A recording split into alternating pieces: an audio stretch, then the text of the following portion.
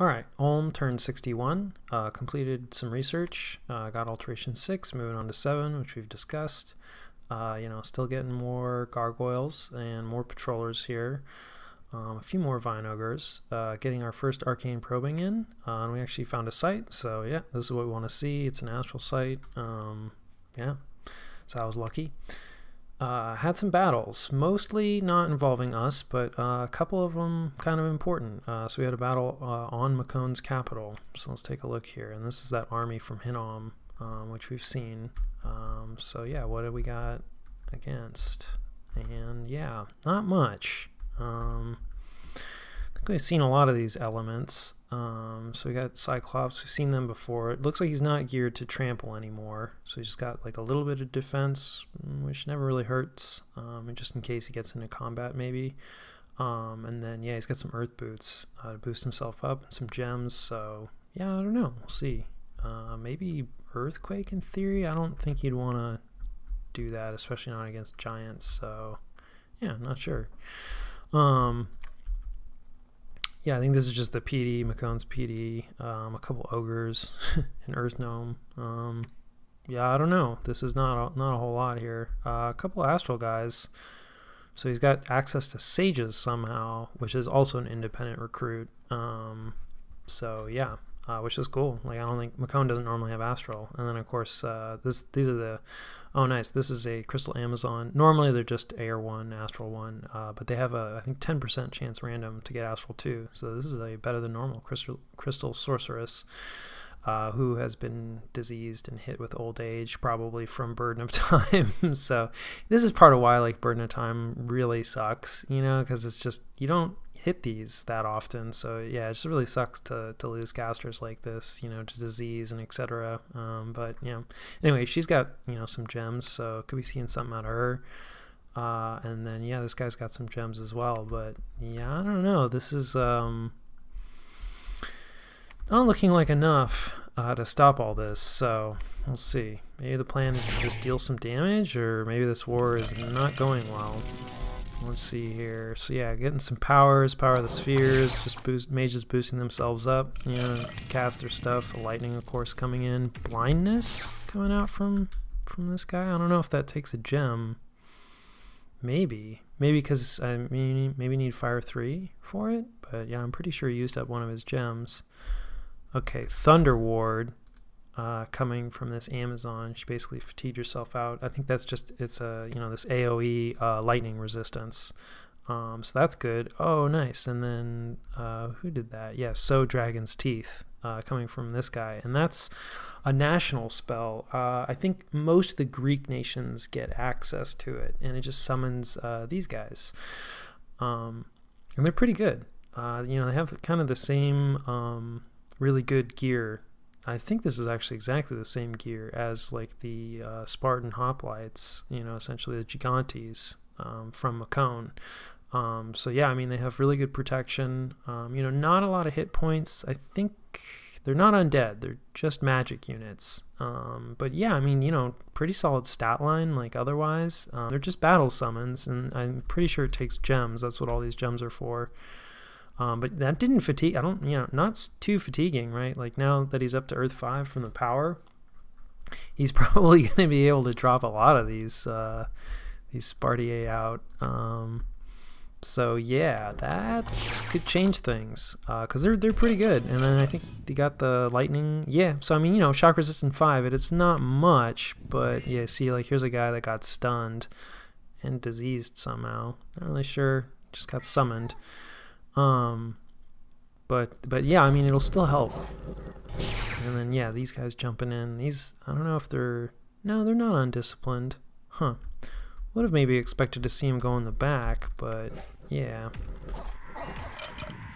Still, they're getting some kills. Ooh, yeah, I hit this guy. Lightning.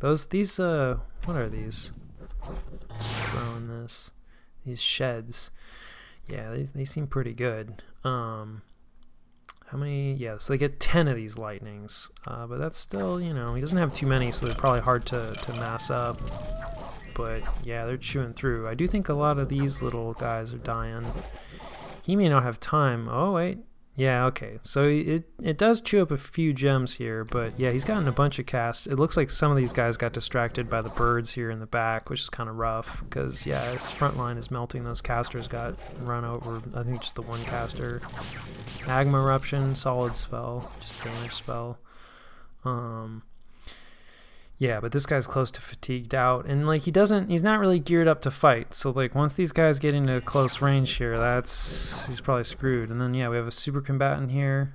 We've seen these Mel cards before. This guy's like a little more kitted. Ring of Regeneration, obviously, like just really good, you know, on any of these big chassis. So yeah, I mean this guy is probably gonna be pretty tough to take down. Yeah, he's already gone. Our poor Cyclops friend.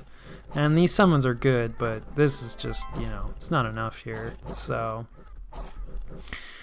yeah, that looked like it went. Oh, and somebody cast Howl. Yeah, we didn't really completely look at everything he was doing back here. But yeah, I mean, he brought, like, yeah, this is one of his cap-only casters, also, like, Big Earth. Not sure what he did. And I mean, he's got some blood, too, and some blood slaves. So, yeah, let's take a look at the Butcher's Bill. Yeah, so I mean, he lost these Blackhawks, which, like, who cares, right? They're just really convenient, like, flying chaff, you know, kind of how I've been using bugs and etc. I haven't actually used any Blackhawks yet. They do cost air gems, which are arguably some of the more useful gems, so you just, you know, using air gems to get, like, flying harassment chaff, you know, but, I mean, they're still good at it. You know, I mean, they even got some kills. But yeah, anyway, he lost most of them. He did, okay, no, he lost some of these Mazics as well, which, like, also are probably, although they got a lot of kills, so yeah, they deal the hurt. You know, maybe just a lot of them, right? He's got 46, but yeah. So, and then he lost some of these Seirs, which I think are somewhat difficult to mass, so, and you know, he doesn't have too many, certainly, so losing 3 of those, not too many, but yeah. But I mean, you know, McCone lost everything, including his capital, like PD, which, although it looks like maybe his capital's been hit before, I'm not sure. I don't think this is a little light, I think, for like starting capital PD. But yeah, I mean, he didn't bring too much out, but I mean, in terms of casters, he lost, yeah, all the casters he brought out, you know. Now, I mean, that said, like, the Crystal Sorceress was diseased. She was going to die anyway. Losing the Cyclops hurts, capital only, slow to recruit. And then, you know, the Sages are probably, like, yeah, not that expensive. You know, I mean, that's only a little bit more than, like, a Warrior Chief. So, not huge in terms of the losses, but seeing this, this definitely triggered me to end the nap with McCone, because it was not looking good. You know, I mean, it's like normally I feel like you would bring more to, if you had more, you'd bring more to a capital defense than this, you know, because it's like you just get the advantage of the PD. So it's like if you can defend, you know, why not defend with your PD? Unless, I mean, maybe he's doing some other stuff, but it just seemed like kind of an anemic response. So I thought, okay, he's probably in trouble. It's time to jump in. Yeah, and then we had some Van Jarls just, you know, doing what they do, cleaning up poor Jababa. And then we had another battle between and Lanka, which was a larger battle. So let's take a look at that. And we've been seeing them fight back and forth, and I think Lanka's kind of on the back foot, but wow, he brought a lot of stuff. Most of this is garbage, right? Like these soulless, just, I mean, like, you know, look at this amazing stat. They have some hit points, but I mean, you know, they got a fist, like they're undisciplined, like, I mean, they're undead, so, you know, like poison gold, but they can be banished anyway. These guys, kind of the same story, a little bit better, you know, more damage. And like the ghouls, like they have, like, you know, the poison claw and better attack and defense, so like, you know, a little bit better, but I mean, still absolutely like no protection. And then he's got a couple of these guys, yeah, which are like his sacreds, you know, who are solid, just sort of mixed in, it looks like. Maybe his bodyguards for some mages, maybe not. And I'm not familiar with these guys. Probably a summon, one strong in Twilight. Yeah, I don't know. Oh, they got a Moonblade, which is cool. So that's magic damage. And then this is ×2 versus magic beings. Could be relevant. But yeah, so they're demons. So yeah, most likely a summon. So there's a few spells, yeah, that interact with them. But still, like, these guys are pretty good. He's got a couple of them mixed in. A couple of casters. Wow, this caster is maybe his god. Yeah, I think so. Yeah, there you go. Pretender goddess trying to banish. Yeah, so he brought his god out to this. Ring of Warning, which is, wait, not what I thought. Just allows like more bodyguards. That's probably mostly what he's interested in. I mean, the patrol bonus is nice, but you really shouldn't be patrolling with your Pretender god. That's probably not a good use of their turns. So, but anyway, this warning makes it more likely that bodyguards will show up. Oh yeah, and it just lets you have more bodyguards than normal. Nice. But yeah, so you're more likely to have some of the, because not all bodyguards are guaranteed to show up during an assassination attempt. So anyway, yeah, if you have more bodyguards, more likely some are going to show up. He's got an axe, fear and pillage. That's cool, I guess. I don't know. I haven't really used this axe too much. Haven't used like pillage too much. And a little bit of armor. Yeah, it looks like they probably just don't even have any. So, you know, hey, a little bit of protection helps. Again, this is for blood hunting. So not really like geared out for any kind of super combatant, anything like that, but plenty of gems.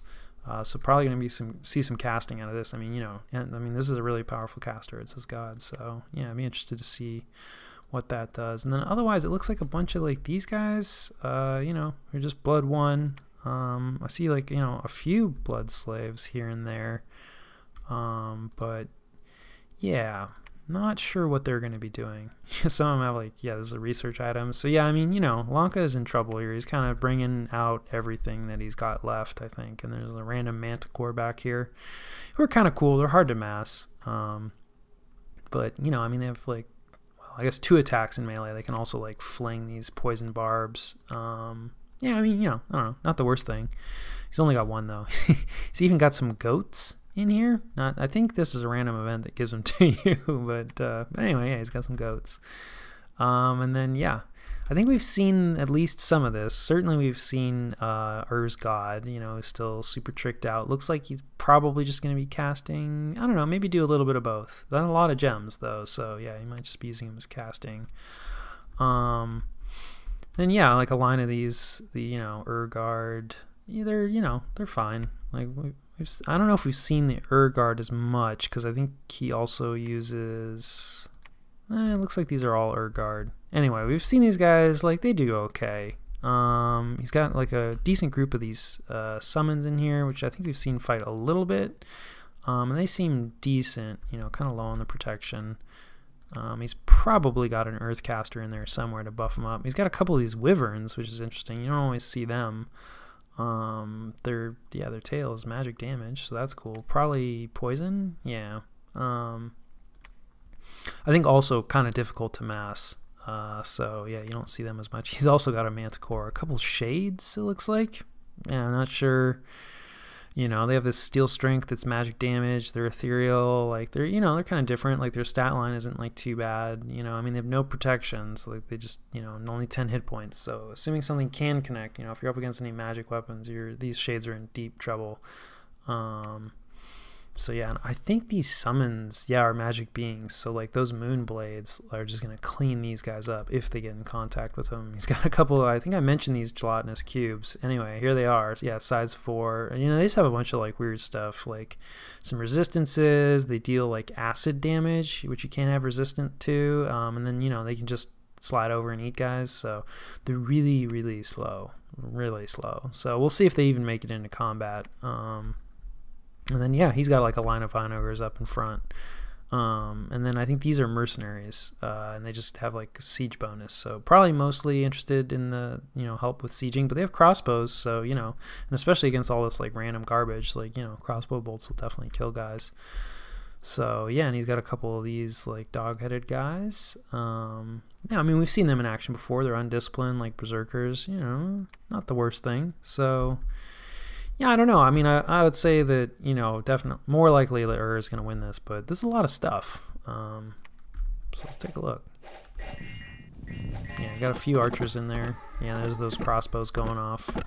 So let's see here. Somebody's casting Howl. I also heard some blood magic. Okay. Yeah. So it looks like he's just summoning imps with most of these B1s. I don't know. I mean, it's a lot of imps for sure. I don't know if everybody summoned. I don't think he brought enough blood slaves. He probably could have done this with fewer casters, but yeah, I don't know.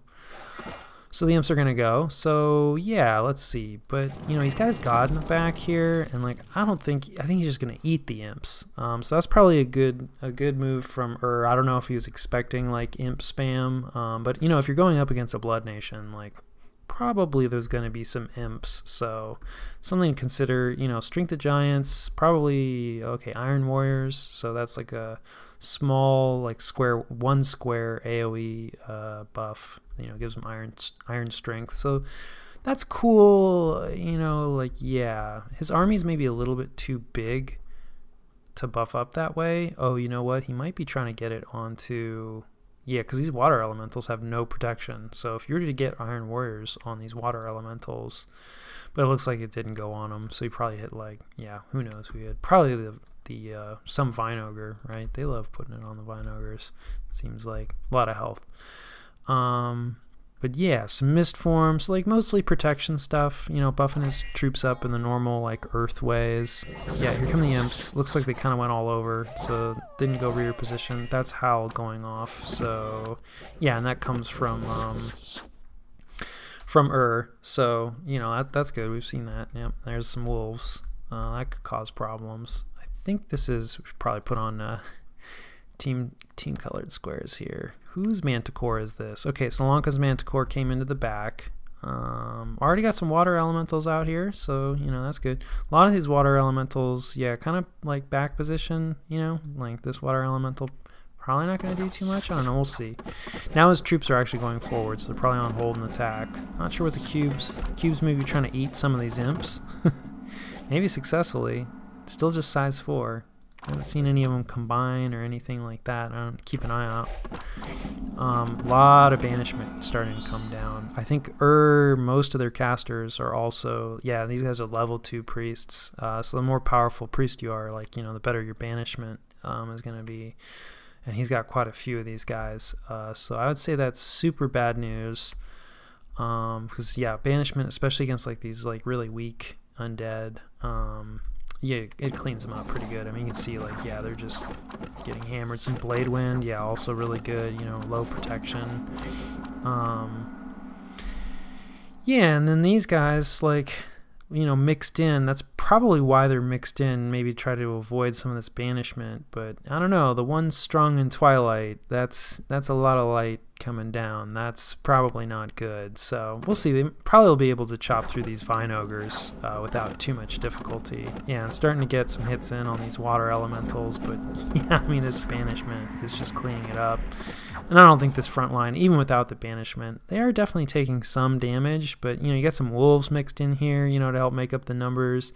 And, you know, these guys just have way better skills, you know, way more hit points, way more everything. So, you know, all the undead had was, like, maybe numbers at the start. Oh, wow, yeah, now the god's gone in. So I guess, what did he cast, I wonder?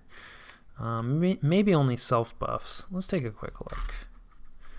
Let's see here.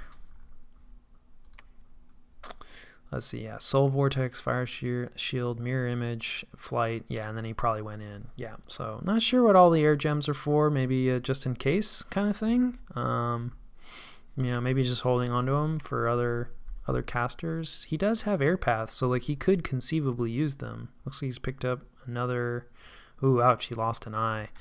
That sucks. You know, it just lowers your yeah, attack, defense, precision. But if you lose, you can lose your other eye, and then your skills are really in trouble. So yeah, you know, and that's just one of the things, especially like for pretender gods or really like any, you know, super combatant chassis, is that like the reality is they're gonna start to stack afflictions, and that is one of the ways that you can kind of deal with like a super combatant that you really can't kill, at least not effectively. You know, just keep giving it afflictions, and like eventually you'll get it to the point where it's like somewhat useless, or like now you actually can kill it. But anyway, yeah, any of these super combatants you're using, like, you know, just really long term, are going to build up afflictions over time. And some things you can do to prevent that, but you know, yeah, mostly it just happens. Let's see, yeah, it's pretty much just these guys left, and a few of Lanka's sacreds. And I mean, you know, they do have regeneration, and then they have the blood bond to spread the damage out.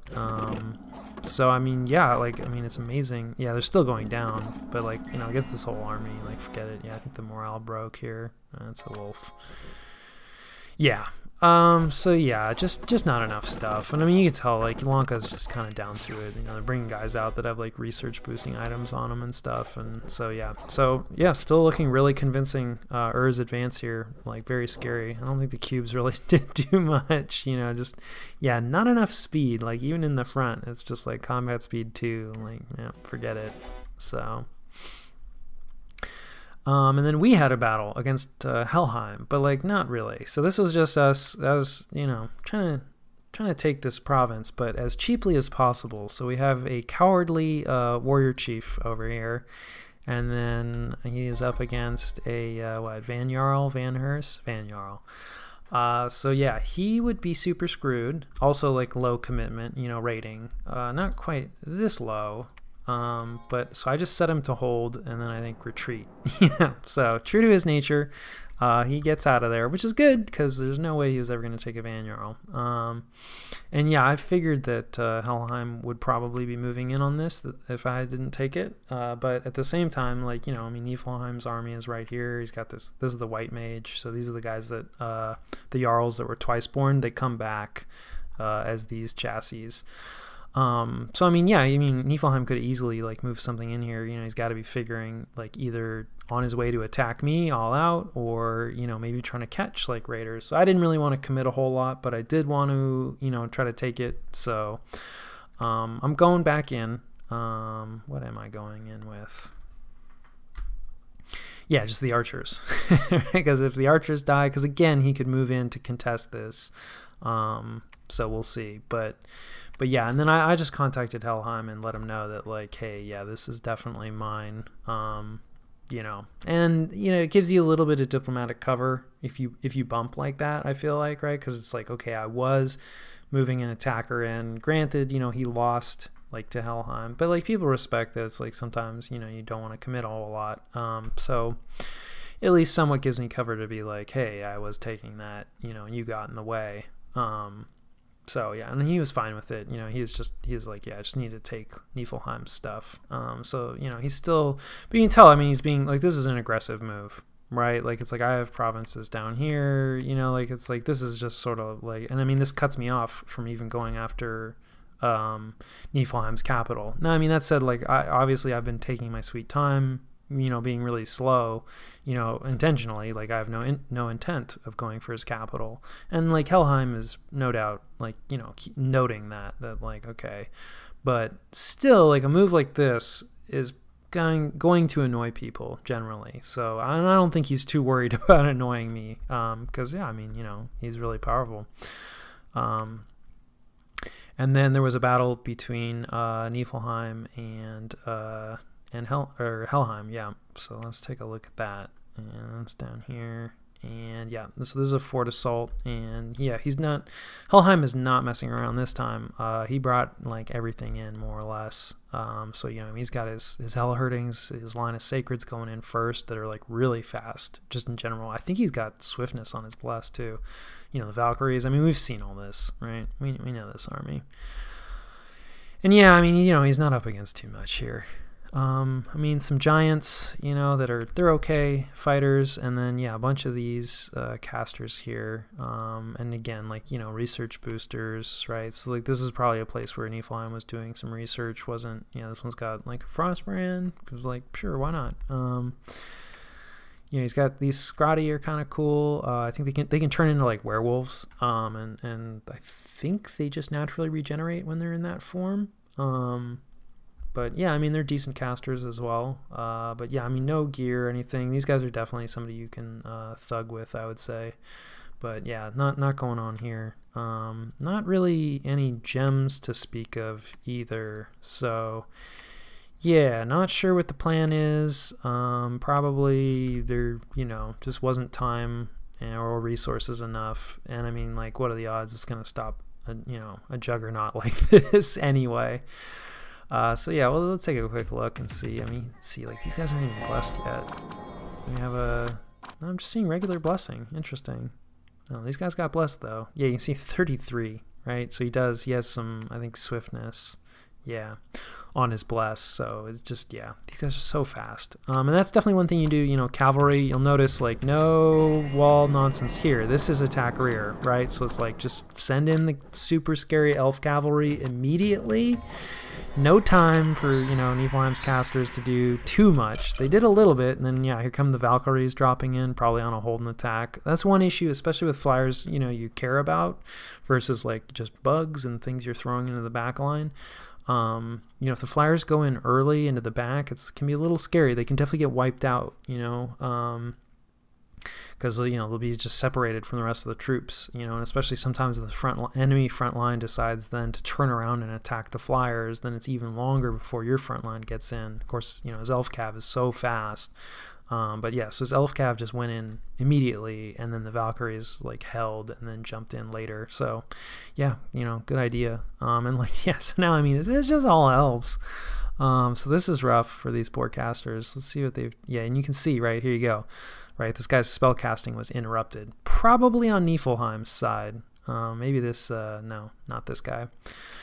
So yeah, not sure what he's cast. Yeah, maybe some body ethereal, it looks like. I don't think these are, you know, ethereal, you know, normally. Yeah, and that's actually, that's a good call. That is a good call, because yeah, he doesn't have magic weapons on this bless. Right, and I don't think the Valkyries do either. Yeah, so I mean, you know, lots of cool magic stuff about these Helheim troops. But not magic weapons. So ethereal's actually going to be really annoying to get through, and probably the plan was to drop more of it on his giants, which is also, you know, a good plan for sure. Because, you know, I mean, the giants are going to struggle to connect, so you'd really need some way to bring this defense skill down. And I mean, maybe he just doesn't have that like available, or yeah, who knows? Or maybe it was he had a plan and, you know, he just didn't get to it. Because yeah, that's the advantage of sending this cav in the back, and the flyers is just, you know, they don't, you know, the spellcasting gets interrupted. Now they're in melee, and so what could have been kind of a nasty battle, you know, because like again, these are, I think, sacred. No, not sacred. Okay, so I thought I saw some regeneration. Maybe one of them cast. They are nature too. Yeah, I thought I saw some regeneration coming up from somebody, but I don't actually see it. But anyway, you know, these guys could have been regenerating and ethereal with like a big hit point pool. It'd be really annoying to take down. I mean, granted, like, you know, the quarterstaff and like their skills aren't that good, but you know, if you gotten more of it on his giants, and it could have been a lot more annoying. But anyway, the elves are just way too quick, so I think speed this up. Yeah, you can see he became a werewolf very briefly. Not that it mattered. There's that Holy Avenger coming down, but I would say that's an excellent win from Helheim. Yeah, for the price of 3 sacreds. You know, he wiped out, like, I mean, this is not nothing. You know what I mean? Like 6 of these, like they're 225 each. Like, these are good casters. It's a shame Niflheim didn't have, you know, more to support him. But again, this was probably a research center. Wasn't really expecting to be attacked down here. Definitely one potential reason to try to like keep at least something, which he did. You know, I mean, he had like, this is a decent amount of giants here, but it can definitely be good to just have like a little bit of garbage to try to block that choke, right? Because these guys were probably, let's just take a quick look. I bet these giants were set to hold an attack, right? Because he wanted to get body ethereal on them. Oh no, they just, yeah, wow. Looks like he had him set to fire, which also means that, you know, they're not going to move up as much. But yeah, I don't think these were totally forward positioned. You can't actually position right in the choke as the defender. You know, your spawn doesn't allow it. But I think you can get farther forward, you know, maybe like, I don't know, here. Anyway, you know, some speedy, although not too speedy. It depends on what you're up against, because ideally you want whatever your garbage is to get into the choke, you know, to just, you know, slow down, right? Like the scary elf cavalry, prevent them from getting in so that you can get off your plan, whatever that is, you know, bunch of body ethereal on your giants. Now, of course, you know, you can't stop the Valkyries short of, you know, storm, or I don't know, there's probably some other ways, but harder to stop the flyers. Yeah, this hurts. So anyway, like, yeah, Niflheim, you know, I'm feeling pretty good about, you know, piecing out with him. I mean, it sucks that like Helheim is just getting all this infrastructure for free, but not free, but you know, I mean, yeah, it hurts, but I just don't think I could have stopped it. You know, I think realistically, yeah, I've talked about that. If I'd gone in, I think this would have been me in a few turns here. Would have been my infrastructure getting taken on the super cheap. So yeah, and then we had some unexpected events, kind of a big one, plus 200% tax in our capital, which is massive. I actually, when I loaded into this turn, so you can see, like, I actually still have 628 gold. And I think like I started a temple somewhere, I think. Where did I build a temple? Maybe not. But yeah, I remember, yeah, here it is. So yeah, building a temple out here. And then, yeah, I thought I was building a temple here, but maybe not. So yeah, going to be using some of that money to gamble on our first enchantress. So yeah, have high hopes for these casters. You know, a lot of possibilities, but not cheap. You know, and the upkeep too is definitely a consideration. Like that's a lot of money to be paying, you know, on upkeep. Like even these guys, like, who are not sacreds, so like they get the full upkeep, but significantly cheaper. And then our sacreds, yeah, like are way cheaper. So it's definitely something to consider, you know, when you're, you know, recruiting mages in general, and especially foreign recruits. Yeah. But yeah, just a ton of money. And then planning on using some of that money at some point. Was it this turn? No, it must have been a previous turn. We found a mine here, some gem deposits, and has turned this into like one of our highest income, like 128 a turn. And you know, it's got 7,000 population, so it's got great resources, really good recruitment. Gonna build a fort here. It's gonna be nice too, because you know, it's near our other fort. It's not too far from the throne. Like, yeah, we can raid through this, you know, mountain pass. And so yeah, it'll just kind of help lock down like this territory as well, and just good to have more forts. And you know, this is something we want to hold on to. So yeah, gonna use some of that money to get, you know, probably this guy in there to build another fort, you know, and keep it protected. So yeah, this is really nice, you know, and you can see like that's, if you have luck scales, you know, you get, now I mean, you know, somewhat randomized, and you're not always going to get this event in your capital, but you know, something to consider, like really can make a difference. On the flip, we have misfortune 1 and we just got that event. So yeah, you know, people, I see both sides. And then we lost another scout to the boar patrollers. So yeah, I mean, you know, it's just, I have a couple scouts, but it's gonna be tough to figure out like what Marbernia is doing. And I'm still very interested, you know, because he's got to be watching this, I hope. You know, and I mean, he, you know, he clearly is aware of scouts and patrolling, so I'd be shocked if he didn't have some of his own scouts. So he's probably aware of this. And I don't know, this isn't like that big of a border, right? Even, you know, once Helheim takes all this. But yeah, like I don't know who his neighbor is. Like, yeah, I just don't know how big he is. So it's conceivable that he actually borders them on the other side too, right? So still moving the scout down, like trying to figure out, it's just all Helheim down in here. He's got a throne. I don't know what throne that is. Actually, we might be able to check. Let's take a quick look. Because for the claimed ones, so it could be the Throne of Misfortune, or it could be the Outer Throne. Outer Throne is kind of cool. Your Dominion gets more magic, which is usually good because you get more research, right? So it's like per magic scale, per mage, it's, you know, 1 additional research per, yeah. So all of his mages will be getting, you know, 1 additional research point a turn, which can be really, really nice. Now, I mean, they have to have the magic, you know, in that province, you know, so it's not just in your domain. It has to be, yeah, magic scales have showed up. I don't actually have any magic scales in either direction, so I don't know if I can, oh, okay, here you go. I have magic, yeah, somebody else's dominion got in here. So yeah, this is magic scales. So this has 2 magic scales. So I'm actually getting a bonus here to these guys researching. I don't know if it's enough, you know, magic scales here. Maybe I'll reshuffle some guys. You do lose a turn, you know, moving mages around, and eventually I want to get my dominion in here, so probably not worth it, but like not the craziest plan to like maybe like leave dominion out, you know, and turn this into a research center, especially because I can recruit, you know, these okay, so I'm getting another one of these guys also with some of that money, you know, big fire 3, which is nice to have. But yeah, these guys are just really efficient researchers, and they're right here in this province. I can just recruit them, you know, magic too. So yeah, maybe you should lean on that a little more, at least while I still have this candle here. But anyway, yeah, so that throne, you know, is giving him some magic scales. Obviously, like Throne of Misfortune, probably not as good. Oops, that's the inner throne. Yeah, so in addition to just the world getting misfortune at large, his dominion now gets misfortune +1. But you can tell, like, he doesn't really care. So, like, you know, he's probably not running luck. He has a pretty good bless, so yeah, not a believer in luck, at least not for this build. And then, of course, this is giving him 4 Astral Pearls a turn. So, I mean, it's like, you know, I mean, I might go down to Misfortune, too, for 4 Astral Pearls a turn. I mean, obviously, claim the Throne of Death, which is a questionable claim. So, yeah, probably would claim this as well. So, yeah, I don't know if this is yet another throne that he has. Probably, hopefully not. Let's see. He probably maybe has this one over here. And then, yeah, I mean, he's probably going to pick this one up from Niflheim, realistically.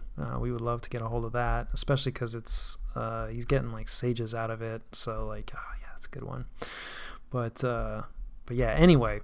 So, still just trying to figure out, like, yeah, who else even borders Helheim? And then over here, continuing that quest, so Pangaea has like a decent border with him. So Pangaea could go either way, right? Either they probably have like some sort of nap or maybe talk to each other. You always have to be careful trying to recruit people, I feel. Because, I mean, you know, people talk with each other. So if I just come in, you know, and say, hey, Pangaea, like, you know, wow, Helheim, he sucks, right? Like, let's ally up and get him. Then, you know, that he might pass that information along to Helheim, and then Helheim's like, yeah, okay, Ulm's not on my side, fine, I'll eat him next. So yeah, I have not reached out to Pangaea yet. I'm still just trying to figure out, like, can I see what Pangaea is actually doing first and not have to even ask him. So anyway, but somebody to consider, especially like if I got attacked by Helheim, I would ask Pangaea at that point for sure, because there's no downside, right? So it's like, hey, you know, you want to go in on Helheim? He's busy. But anyway, yeah, so Helheim is also eating Satis. And let's see, I don't know. Yeah, it looks like this is not his capital, but I mean, you know, there's Pangaea up here, there's Helheim down here. I would say Satis is probably done. I mean, you know, this is getting sieged, so yeah, who knows? This could be Satis's last fort. So yeah, I mean, Helheim is just eating 2 people simultaneously, like no problem. You know, and he's just massive. So yeah, I mean, you know, Helheim continues to look really scary. And then let's see, yeah, just, you know, caught the little bit of raiding. Don't really have enough scouts to figure out kind of like what Vanheim is doing. You know, I mean, yeah, we got some money, but we need it for other stuff. So yeah, just popping onto this throne, never a bad idea to, you know, pop onto thrones and kind of see, you know, how well defended is it? Is he building a fort? Does he, you know, have some forces here? So anyway, I just like checking it out, and then you never know, maybe catch like a little bit of action, like maybe he's attacking Hinnom, you know, and maybe, you know, see that. So yeah, so in terms of what we're doing, so I'm bringing an army. Let's see, who all is coming down here? Yeah, quite a bit of stuff. You know, so vine ogres, gargoyles, casters, all kinds of stuff. Haven't really formed it into a proper army yet. Bringing it down here onto the throne. You know, like I said, I end the nap this turn with Macone. So the plan is definitely to go after Macone. You know, while before he dies, right? Because this is cracked now. So I mean, you know, Hinnom could assault, right? And you don't want to lose out like on all these spoils. We'd definitely like to pick up like at least this fort, and it would be nice to pick up this fort too. And I mean, that said, like, who knows what's in it? It's always a little dangerous, right? It's a balance. The longer you wait to vulture somebody, the less stuff you're gonna get. But also, I mean, this could still be turned around. But you know, I'm not otherwise engaged at the moment. Like, Niflheim is screwed. Yeah, Helheim could just, you know, turn around and jump right into us, and maybe Vanheim jumps right into us. But, I mean, you know, I don't know. Can't do nothing just because we might get screwed.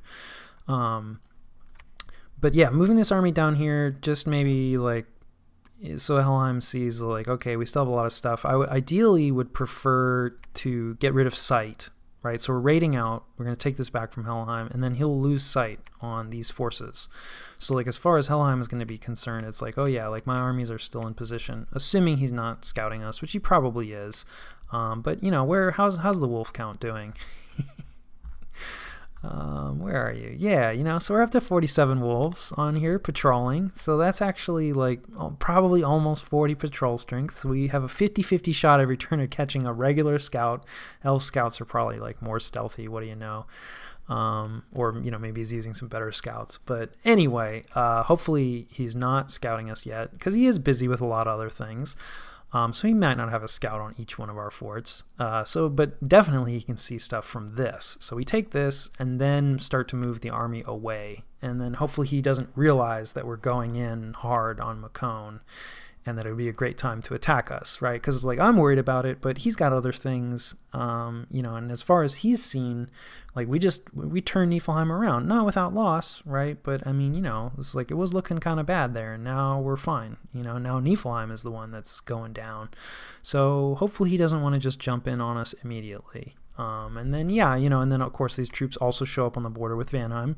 So Vanheim knows like, okay, yeah, I'm moving a bunch of stuff around. Arguably, this does reveal it, right? So it's like, you know, even just from bordering it, he can see like, okay, he's got some gargoyles, you know, he's got some vine ogres. So maybe not the best thing to reveal your forces like this, but it's not really designed to go after Vanheim, right? It's like there's nothing in there really that's like, I don't know, that he would particularly struggle with anyway. So I'm not too worried about that. Like I am starting to think about, well, like kind of what could I use against like that army of Vanheers, right? And have to deal with all that, you know, lightning damage, and you know, I mean, still working on what that's going to be, and you know, haven't actually started it. But anyway, not really like, this isn't a force that I need to hide so much.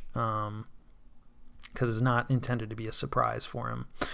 But anyway, always something to consider, you know, when you're moving to your borders and stuff. It's just like, yeah, that they're going to be able to see that if they care to look, you know, even without any scouting, right? And again, you know, that's the other thing, is that like realistically it probably have been scouted multiple times. So, but if you're doing a better job patrolling, definitely something to consider about moving armies like onto borders, is that like, you know, yeah. So yeah, at this point, you know, just really posturing. The other thing too is Helheim might think like, oh, like, okay, he is going to make a play for Niflheim's capital. So yeah, really just, you know, kind of posturing, but planning on going after Macon. Yeah, and so that was turn 61.